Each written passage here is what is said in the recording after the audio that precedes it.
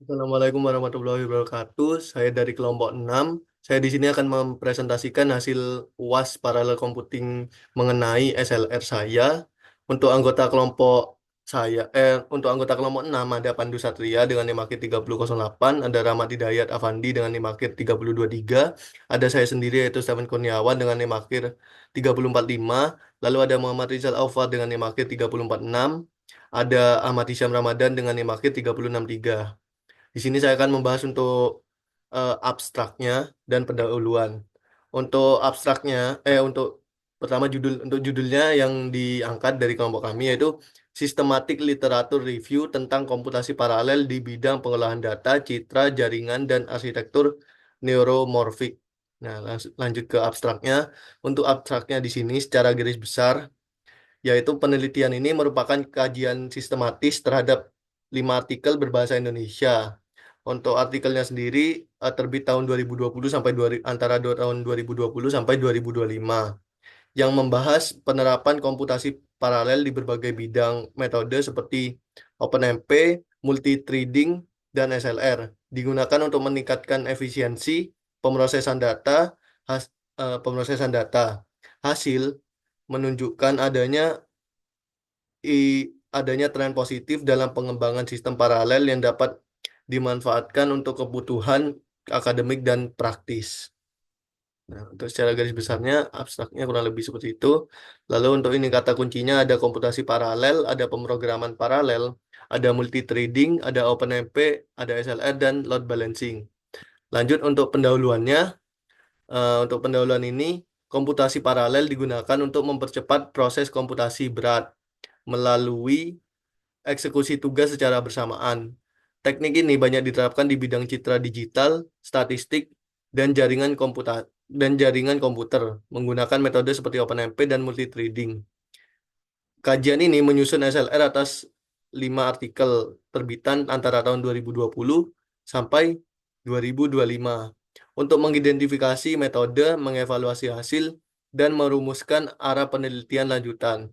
Proses in, proses inti melibatkan ekstraksi dan sintesis data guna memahami tren serta kontribusi riset komputasi paralel, serta tersedianya akses full text. Nah, kurang lebih ini untuk abstrak dan pendahuluannya. Selanjutnya akan dijelaskan oleh teman saya. Nama saya Muhammad Rizal Afariki dengan NIM akhir 3046. Di sini saya akan menjelaskan metode penelitian dari hasil pengerjaan dari kelompok kami. Pada penelitian ini, kelompok kami menggunakan pendekatan sistematik literatur review atau yang disingkat SLR untuk mengkaji penelitian-penelitian tentang komputasi paralel yang dipublikasikan antara tahun 2020 hingga 2025. Prosesnya dimulai dengan merancang strategi pencarian, yaitu menggunakan kata kunci seperti komputasi paralel, OpenMP, SLR, load balancing, dan multi-threading. Sumber yang diambil yaitu dari Google Scholar, portal Garuda, Join, dan jurnal nasional lainnya. Akses dari berbahasa Indonesia. Seleksi artikel dilakukan dalam 2 tahap. Yang pertama, berdasarkan judul dan abstrak. Lalu dilanjutkan dengan pertinjauan isi penuh. Nah, artikel yang lolos harus memenuhi kriteria, yaitu berbahasa Indonesia, terbit tahun 2020 sampai 2025. Fokus pada topik komutasi paralel, serta tersedia dalam versi full text. Dengan metode ini, saya dapat mengidentifikasi dan mensintetis hasil penelitian yang relevan secara sistematis. Baik, selanjutnya saya Ahmad Hisham Ramadan dengan NIM akhir 3063 akan melanjutkan bagian 2.2 yaitu ekstraksi dan sintetis data. Yang pertama itu 2.2.2.1 itu akuisisi dan klasifikasi informasi. Jadi informasi utama yang diekstraksi dari artikel meliputi tahun terbit, nama penulis, teknologi atau metode komputasi paralel yang digunakan, misalnya OpenMP, multithreading atau SLR dan sebagainya, bidang atau domain aplikasi, misalnya pengolahan citra, sistem jaringan, statistik sosial, arsitektur neuromorfik, hasil atau temuan utama dari eksperimen atau analisis, serta kesimpulan atau rekomendasi penelitian. Data yang telah dikumpulkan disusun dalam format tabel matriks untuk memudahkan analisis perbandingan antar artikel. Baik, selanjutnya, poin 2.2.2 yaitu validasi dan penyusunan sintesis temuan. Setelah informasi terkumpul, langkah selanjutnya adalah validasi silang antar artikel untuk memastikan konsistensi dan keakuratan data. Penelitian menggunakan pendekatan deskriptif kualitatif dalam menyusun sintesis temuan. Metode PRISMA atau Prefer Reporting Items for Systematic Review and Meta-Analysis dijadikan pedoman untuk menjaga sistematika dan integritas ilmiah dari proses kajian.